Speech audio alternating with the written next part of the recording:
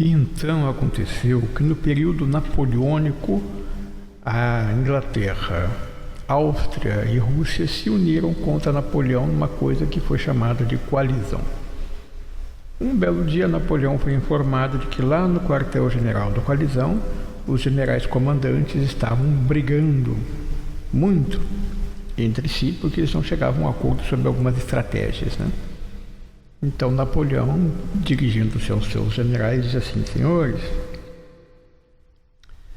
não devemos fazer nada que interrompa essa alegre atividade dos nossos adversários, porque afinal de contas não é educado interrompermos os inimigos quando eles estão brigando entre si.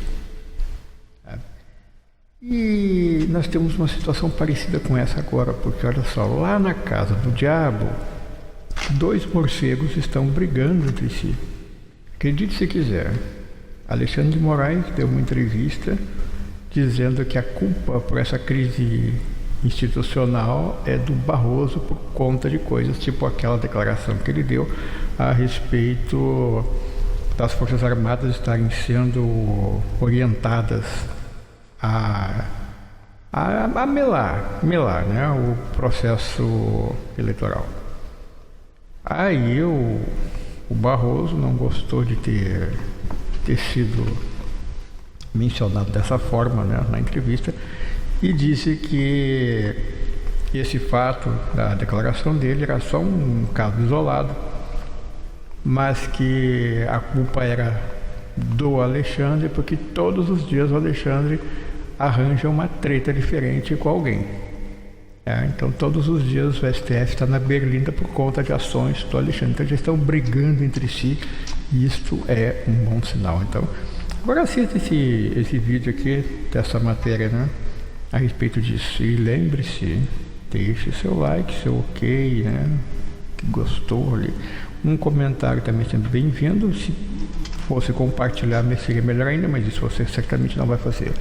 Em todo caso, muito obrigado. Assista o vídeo aí, tá ok? Abraço, até lá. Segundo o jornal O Globo, o ministro do Supremo Tribunal Federal, Alexandre de Moraes, disse a senadores na última semana que o responsável por agravar a crise entre os poderes foi o ministro Luiz Roberto Barroso. Moraes teria dito que as declarações sobre os militares no processo eleitoral acabaram aumentando a crise. No último domingo, Barroso afirmou que as Forças Armadas são usadas para atacar o processo eleitoral. As declarações do ministro geraram reação no governo e no Ministério da Defesa, pedindo provas sobre as falas. Mas com você, Roberto Mota, temos 2 minutos, Mota.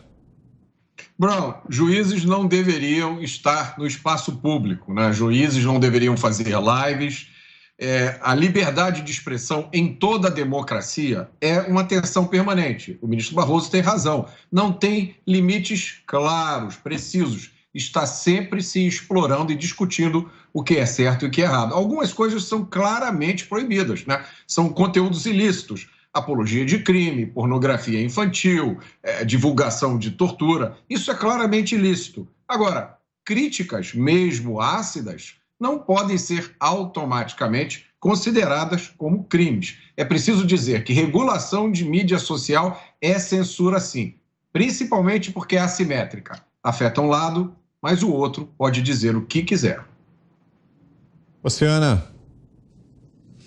Inacreditável, né? Eles falam tanto, o Barroso também, ele fala tanto em Suprema Corte Americana, os pais fundadores dos Estados Unidos, Alexander Hamilton isso, Thomas Jefferson aquilo.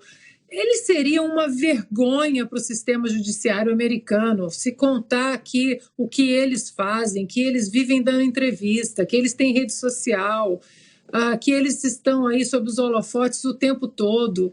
Os juízes, os ministros aqui nos Estados Unidos, eles arregalariam o olho. Como assim? Eles falam fora dos autos e vão para Boston e falam mal do Brasil e falam que o presidente é isso, que o presidente é aquilo. Ou seja, uma corte totalmente política que não consegue mais, né, perderam completamente o controle, não conseguem mais segurar na Constituição, né? Eu costumo falar aqui que aquela Constituição que a ministra Rosa Weber deu para o presidente Bolsonaro um pouco antes da posse dele em 2019, ainda era dezembro de 2018, foi o último exemplar da corte. Não existe mais nenhum exemplar lá, porque agora eles fazem o que eles bem entendem e além gostam, né, da vida narcisista, de aparecer. São como... Aqui eu vou fazer uma homenagem ao nosso mestre Augusto Nunes, né? São pavões, eles adoram isso. E o Brasil precisa começar a pensar, a limpar o Senado, porque o Senado é a única peça do nosso sistema de freios e contrapesos capaz de parar esse tipo de ministro narcisista, inconstitucional, que fala fora dos autos, que é político, que é ativista, que é militante. E para isso nós precisamos começar a votar para o Senado nesta eleição e lembrando, não custa nada, falar mais uma vez que o presidente eleito esse ano vai colocar mais 2 ministros nessa corte em 2023. Imaginem vocês, queridos amigos, mais 2 ministros dessa estirpe de Barroso e Moraes lá no Supremo Tribunal Federal, atazanando a nossa vida. Para a gente fechar, Zé, 3 minutos. Ô Vitor, essa conversa inicial do Barroso aí é uma teoria lá da história de que um lobo com liberdade significa o sacrifício de um cordeiro, mas não é bem assim. É uma ideia intelectual de que a liberdade teria que ter limites. Não tem que ter limites. O limite da liberdade é a lei, é a Constituição e nada mais do que isso. Sobre esta fala aí de que o Barroso, o Alexandre de Moraes teria falado desta culpa, é verdade que existe internamente no Supremo um debate muito grande sobre esta posição de destaque.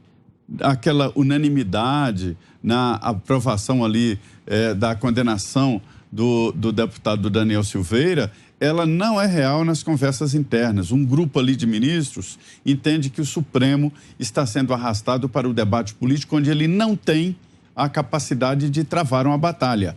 O Luiz Fux falou isso quando tomou posse, que o ministro não é talhado para lidar politicamente. É verdade, não é. É talhado, talvez, né, alguns sim, outros não, para defender a Constituição.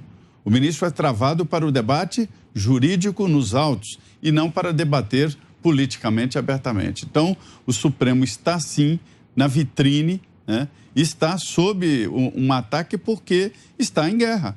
Quem abre uma guerra tanto pode atacar como também ser atacado. E é a realidade. E essa fala demonstra exatamente isso que eu até já falei aqui sobre esta divisão e esta conversa interna do Supremo sobre o incômodo de estar na vitrine e não pelo debate jurídico. Você quer fazer um complemento, Ana? O complemento que eu queria fazer, Vitor, enquanto o deputado Daniel Silveira estava aí no estúdio, o Twitter do STF tweetou o seguinte, o Twitter oficial, obviamente, né? São 3 tweets. O ministro Alexandre de Moraes prorrogou por mais 60 dias o inquérito que apura se o deputado federal Daniel Silveira, PTB Rio de Janeiro, cometeu crime de desobediência em razão de violações às regras do monitoramento eletrônico. Continua. No despacho, o relator informa que, de acordo com o último relatório da Polícia Federal, não foram justificadas 20 ocorrências por fim de bateria e 2 por violação de área de inclusão. E finaliza com o 3º tweet. Segundo o relator, a prorrogação é necessária para que a PF conclua diligências relativas à apuração da localização de acesso ao sistema remoto da Câmara dos Deputados a partir dos registros de IP utilizados por Silveira. Eu acabei de entrar em contato com o Dr. Paulo Faria, advogado do deputado Daniel Silveira, e ele me respondeu o seguinte, que esse inquérito é o 4872, aquele que o ministro Alexandre de Moraes tentou coagir a mãe do deputado Daniel Silveira, e que esse inquérito, segundo a defesa, perdeu o objeto, pois é oriundo da ação penal 1044/DF e, portanto, a graça presidencial acabou com tudo e que essa prorrogação é inócula, impertinente e afrontosa ao decreto do presidente Jair Bolsonaro.